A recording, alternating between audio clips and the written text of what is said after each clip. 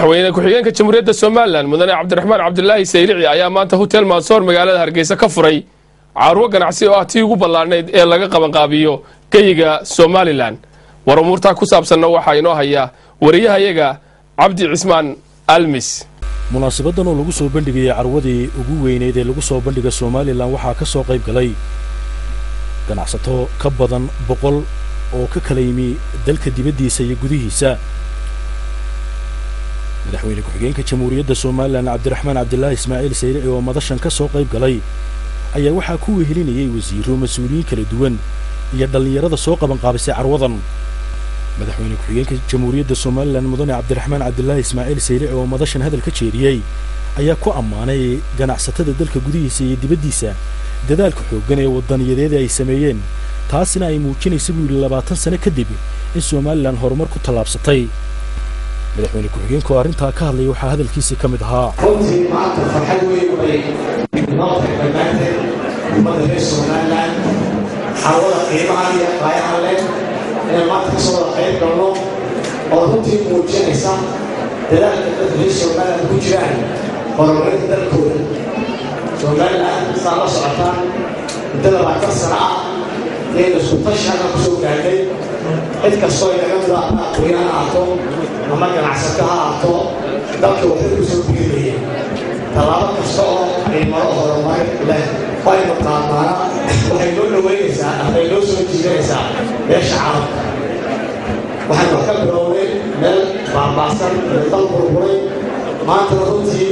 waxaan joognaa waqtiga u faani karo ama maalin lagu faani karo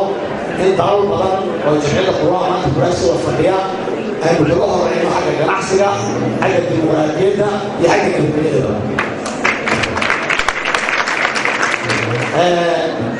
muwaadiniinta runtii iska qaatay waxaa markii hore mahadda ilaahay noota mahadda dhammaanteed maanta nabadgelyo ka keenay waxaan maanta koowaad labaad aan ku gudbinayaa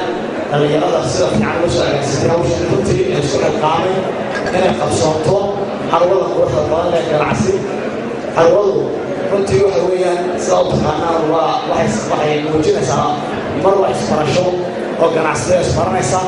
marna waxay isbarayaan ummadda ay ka ganacsadaan way isbarayaan wasiirka wasaaradda ganacsiga Soomaaliland Cabdirasaaq Khaliif Axmed oo isna madashan hadal dheer ka jeediyay ayaa waxa uu soo dhaweeyay ganacsatada kala duwan ee ku tartamaysa ganacsiga kala duwan ee carwadan ay ku soo bandhigeen isagoo sheegay in wasaaradahan ay ku faraxsan yihiin arrintaasi gudoomiyaha rugta ganacsiga Soomaaliland oo isna madasha ka hadlay ayaa sheegay inay tahay arrin farxad rug ganacsi ahaan ay soo dhaweynayaan in ka badan 100 xubnood oo ganacsato ay ganacsi inta leey ku soo bandhigaan magaalada Hargeysa waxa iyaguna halka ka hadlay mas'uuliyiin kala duwan oo aragtiyo kala duwan oo soo dhaweyn ka muujiyay carwadan lagu soo bandhigay magaalada Hargeysa dhinaca kalena madaxweyne ku-xigeenka jamhuuriyadda Soomaaliland mudane Cabdiraxmaan Cabdullaahi Ismaaciil Saylici waxa uu soo kormeeray oo mid soo booqday ganacsiyadii kala duwan ee lagu soo bandhigay carwadaasi waxa sidoo kale isna munaasabadan ka hadlay mulkiilaha hotelka Mansoor oo hirgeliyay hoolkan weyn ee lagu soo bandhigay carwadan isla markaana waxa uu sheegay inay in badan ku taamayeen in maalin ay timaado carwo lagu soo bandhigo hotelka Mansoor oo ganacsato inta leeg ay ka qayb qaataan waxa iyaguna sidoo kale halka ganacsigooda kala duwan ku soo bandhigay muwaadiniin reer Soomaaliland oo sharaxaad kala duwan ka siiyay bulshadii halka